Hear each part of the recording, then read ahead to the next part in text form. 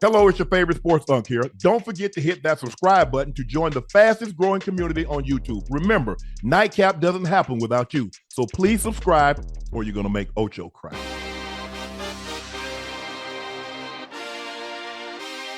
Yeah. Ocho got another story. The attorney for LSU wide receiver Kyren Lacy. You remember Kyren Lacy was the LSU receiver that allegedly was in an accident, and it was reported that he was the cause of the accident, and the police were going to charge him.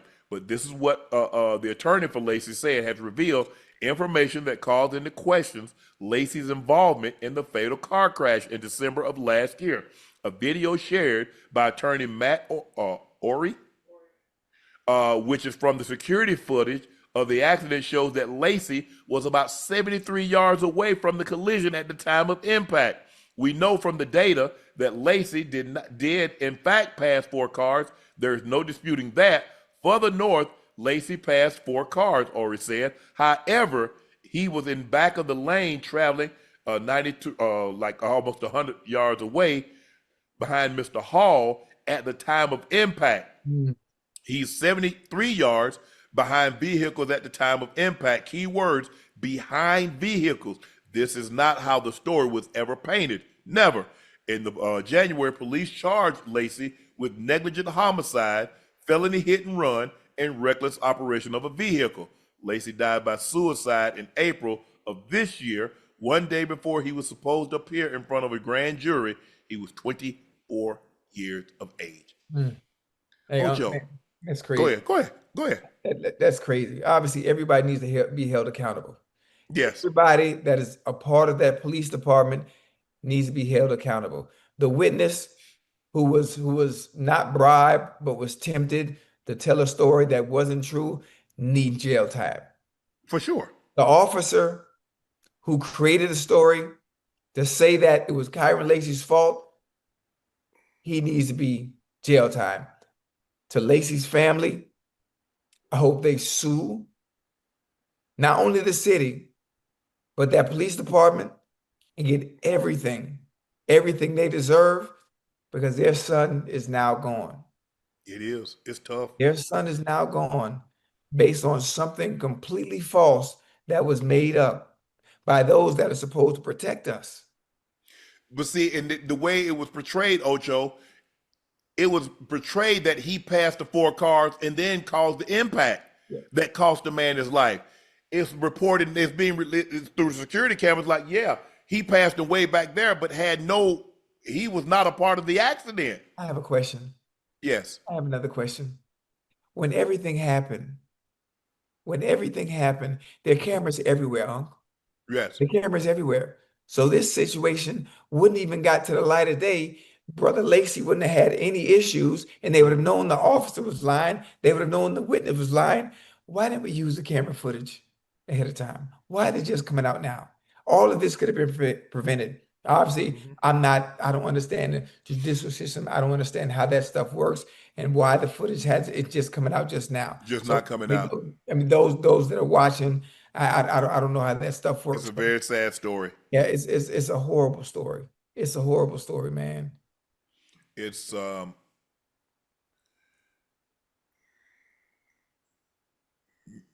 guilt that this man had to possibly face. That, like, man, they say I did this. They say I took someone's life, that I'm responsible for this. To do with it. And Ocho, remember, he was uninvited to the draft. Yeah, because of it. Yes. Because see, that goes to Ocho. You see the role that media plays, how they can write a story, how they can report a story. Wait, listen. If I'm the Lacy family, boy, I'm from the second line and get every dime. I'm from the second line and get every dime, and I'm saying that in a respectful way because I can't get my son back. Oh no, he ain't I can't get my son back, and y'all lied. You lied, and there was nothing anybody could tell him, because everything I work for, has now going down the drain. Yep. Which resulted in him taking his life. Taking his own life.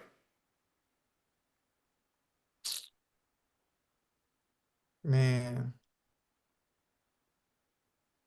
Damn. It's tough. This young man, his parents, grandparents, family, friends, loved ones, gone far too soon. Far too soon. Like you said, all this footage. I mean, everything's on video outside. Hell, you can't do anything. I mean, they got at every traffic light, they got a thing. They get your plates going through and send you the thing in the mail.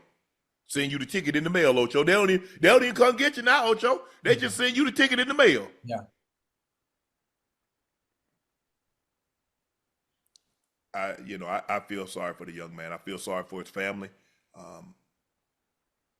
It's just so sad. So sad. 24 years of age. Why 24 is it just coming years out of age. now? I don't understand. Why is it just coming out now? I mean, In the it's era listen, we're in the technological era that we're in, as advanced as we become, this could have been resolved and solved so long ago if Kyren knew, man, that's not what happened. Check the cameras. but they ain't trying to hear that because Yeah, Ocho, they believe everybody says I didn't do it. In actuality, he didn't. And the thing is, Ocho, look, I want crimes to be solved. yeah. But don't put this on somebody that, man. I mean, I know one thing. The Lacy family need to get justice. yeah. Folk need to get justice. I'm telling you, you can't allow them to get away with something like this. A blatant lie like that. And that blatant lie not only ruined a childhood dream, but making that child take his life because it's something that he couldn't handle. No one Yeah. had nothing to do with this. Mm-hmm. And the media has painted a picture as if I'm this monster when I'm totally innocent. Yep. And Because I think the gentleman was in the 70s. all we need to see was the footage. Yeah. All we need to see was the footage. And we wait until my young brother's gone. Come on. Yeah. Because this was in April. He I mean, so you mean to tell me they just got that footage, all this footage, probably been it happened in December. Right. All the So time. we coming up on a year, Ocho. Come on now. Come They on. got all that footage. It's hard for me to believe that ain't nobody looking at the camera. Ain't nobody looking at that footage until now. The funny thing about it is they probably had no choice but to release it. They had somebody covering their you know what. Yeah. Because they could only hide it for so long. Mm-hmm. They could only hide it for so long before somebody started sneaking and poking and finding the holes in the stories and saying, well, hold on now. Hold on. I feel so bad for his family. It's cameras everywhere, especially now, Unc. Yeah, for Satellite, excuse me, them satellites that sit all the way up there, Mm-hmm. that see everything. Mm-hmm. Come on now, stop playing. They turned off the body cam. You know what? Listen. I'm not a detective. This ain't First 48, so I'm not gonna act like I know what I'm talking about. Just based on the facts that what I've saw and witnessed so far, that family, they deserve justice. They do. That's it. They do.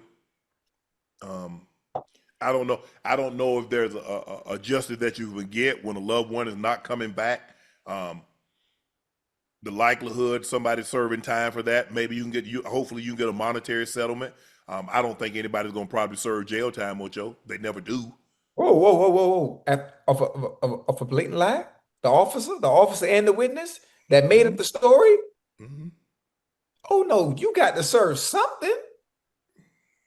Oh, absolutely. Look, you want to stop this kind of behavior. See, like when monetary settlements are done for like cities and counties, Yeah. it need to come out of the police fund, not taxpayers.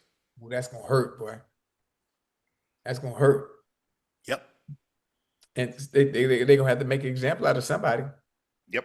They're gonna have to make an example out of somebody. Because not only is the city or the police department gonna have to pay, that officer, the officer is gonna have to pay as well. He'll go down and he'll go down the street and get another job at another district, another county. That's all they do. Kick the can down the road. Yeah. Oh, I can't get no job in Las Vegas. I go down to Reno. Oh, my bad. I go to Carson City. Yes, sir. But thoughts and prayers go out to his family and friends and loved ones, all those that knew Kyren Lacy. Hopefully, man, God give you strength, comfort, and understanding, because I'm sure there's still a grieving process. Damn. You don't get over something like this. You just get better at dealing with it. But now this opens it all up again, Ocho. Because, you know, they're thinking my baby gone, and it didn't have to be. That's sad. We was talking about Billy Napier and Kalen DeBoer being on the hot seat. James Franklin said, "Get y'all ass off that hot seat. Let me get on there." And sure enough, last Saturday's lost to Oregon. They lost to number 2 Oregon, but this is an 0-14. They had fired their entire staff. I don't know. Is that Rick Neuheisel's son? Jerry Neuheisel? It is. Okay. Okay, so now it's the first loss Penn State in 34 games against an unranked team. Penn State, the first top 10 team to lose to an 0-4 team or worst opponent in 40 years since Texas El Paso knocked off the defending national champ in 1985, BYU. It was impossible for a play. Hey, they ain't going to playoff now. No. You ain't losing that game. No. And going to the playoffs. Nico Amaleva. Yeah, well, he played today. He didn't leave today. They probably UCLA probably wanted him to go, John, if he had lost that game today. But he played outstanding today. He had 17 of 24, 166, 2 touchdowns, 16 rush attempts, 128 yards, 3 touchdowns. He was outstanding. Yeah. And again, now everybody last week when we was talking about James Franklin, whoa, but he this, he that. Okay, now what y'all got? Hey. I'm interested to know what y'all got. The team fired their entire staff. I don't even know where they got Jerry Neuheiser from. I don't know if he was on the staff or not. But all I know is that the number 17 in the country, the 7th ranked team in the country, and you go on the road, they might have not won 10 games in the last 3 years. And they had you down, as a matter of fact, they had you down at the half 27-7.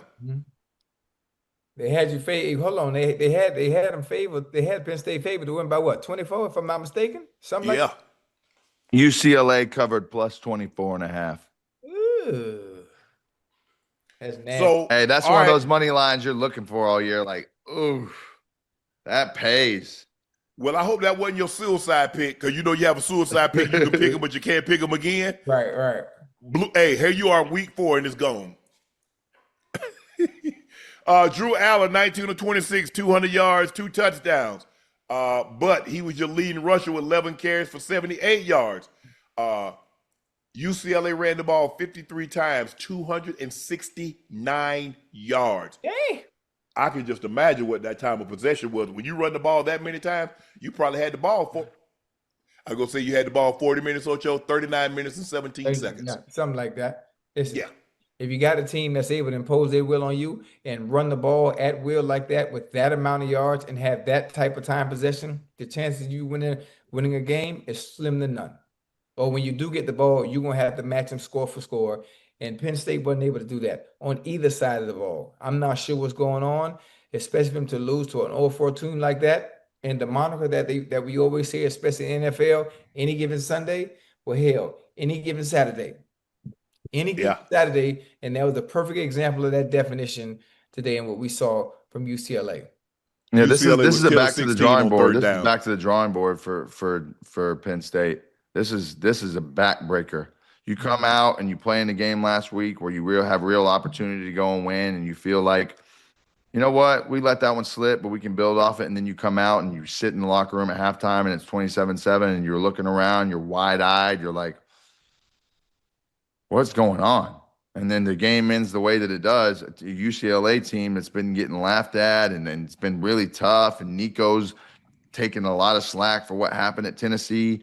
So when you look at it in this game, you have to say respect to UCLA for doing what they needed to do, getting people in there and coming and getting a good win versus a top-end team. And Penn State has to be sitting there just kicking themselves because this is a season-ending kind of loss. Oh, yeah, for sure. Penn State only had 9 third downs. UCLA was 10 of 16. Damn. So they converted more third downs than Penn State had. Total. You go 10 of 16, oh, you're going to have the ball a long ass time. Tick, tick, tick, tick, tick, tick, tick, tick, tick, tick, tick, tick, tick, tick, tick, tick. That's so frustrating. Yeah. Because you're hoping, man, let's get the third down. Let's get the third down. Then you get to a 3rd and 7, and they get you all the air gone. Damn. Mm-hmm. Come on, D. Come on, D. Let's get them off the field. Come on. We ain't get them off the field. Tough. We didn't get them off the field. That was a huge look. Go ahead, Ocho. Go ahead. I was gonna say, I mean, obviously, Johnny, you would know better than me, Coach. You understand how college football works as far as entities of this magnitude, especially Penn State, that have a certain standard that they always go by or abide by. Does Coach Franklin make it through the season, you think?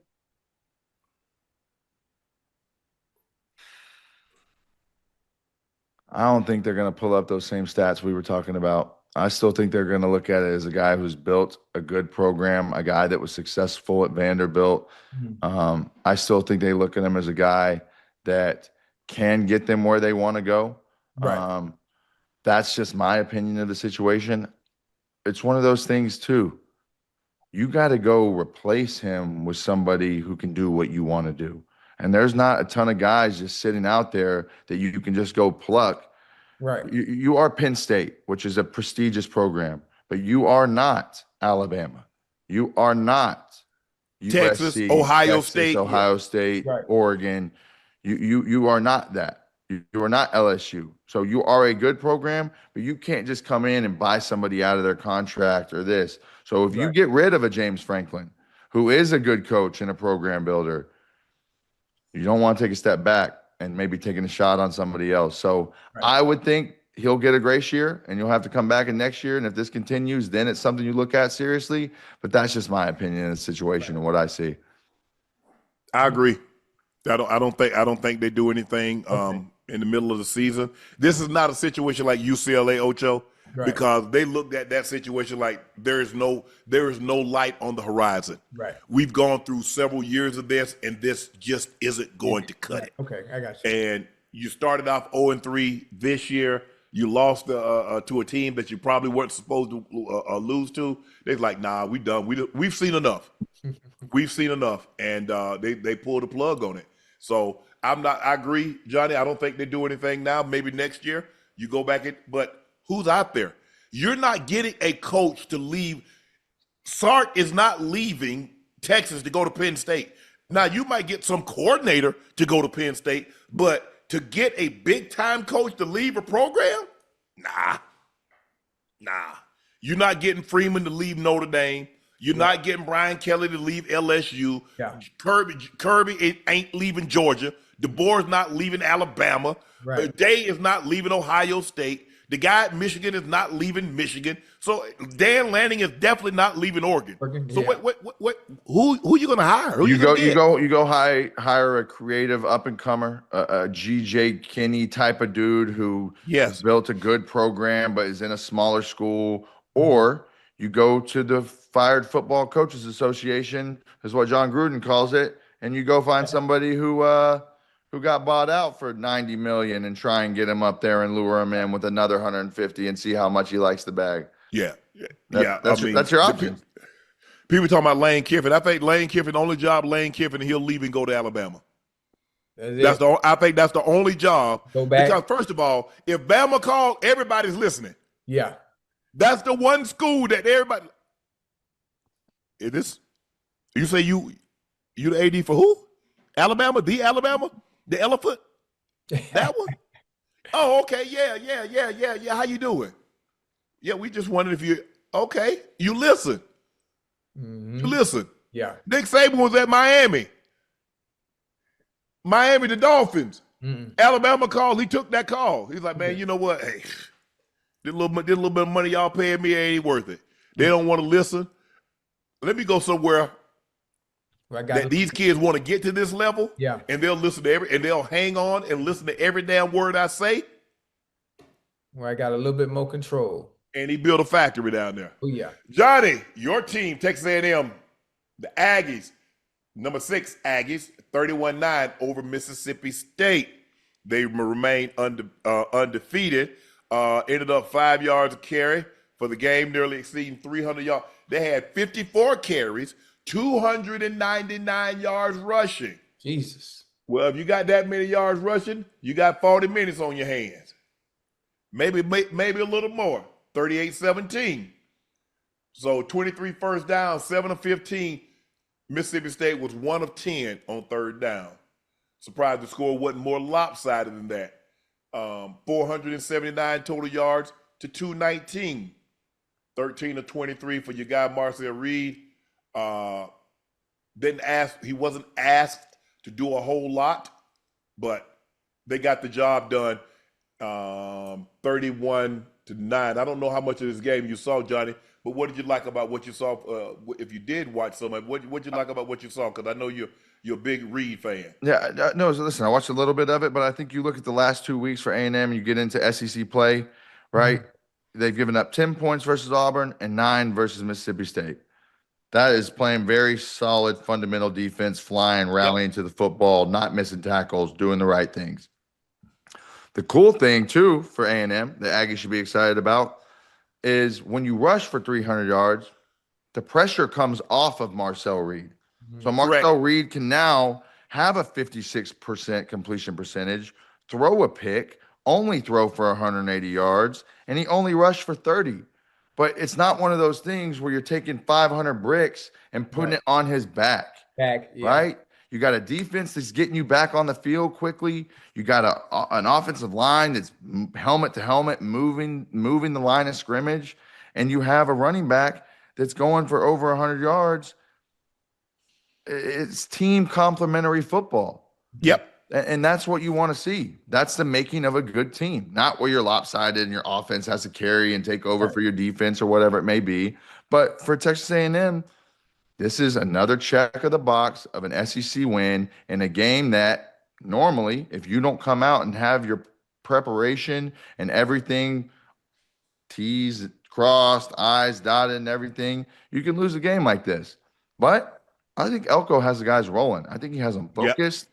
And I think you have to look at them and say they are contenders. Another check on the box for A&M. Man, I watched A&M come out that tunnel, boy. They were hyped. Boy, they think they had that thing. That thing was live, man. I said, okay, A&M, y'all might be ready. Hey, the A&M defense held Mississippi State to under 220 yards of total offense. So when you can run it for 300, hold the opposing team to under 220 in a college game with all the plays that they're going to run. This was a thorough domination. I'm surprised they didn't win by, but like you said, when you run it, I mean, you're not going to rush. I mean, score a bunch of touchdowns running the football. You will keep your defense off the field, and when they do get on the field, they can go hunting because they're fresh. But I thought A&M played extremely well today. Hey, Johnny, you know what? I wasn't going to agree with you. I was like, man, Johnny being a homer. When it's all said and done, A&M might be down there. They might have something to say. They might be like the devil going down to Georgia. What I said last week, which was exactly this. From what we have seen from A&M so far, if you give it an honest assessment from a full team football perspective, you have seen the right pieces from an offensive standpoint, from a defensive standpoint, and from a special team standpoint. You got a receiving core that could be as good as anybody in the country. You got a ground game that can pop off 300 in your face. And when you run the ball like that, like you said, Unc, your defense is fresh. I want my dogs on the D-line who are going to get drafted in that first, second, third round. If they're fresh and sitting on the sideline over there on the cool benches, having the water, and they get to go pin their ears back for 3 plays and get off the field, that is a recipe for success. So to not jinx my Aggies by hyping them up too much because we have a history, but nevertheless, there's one way to change, and that is do something different. And what we're seeing right now, so far, week in and week out, is very impressive.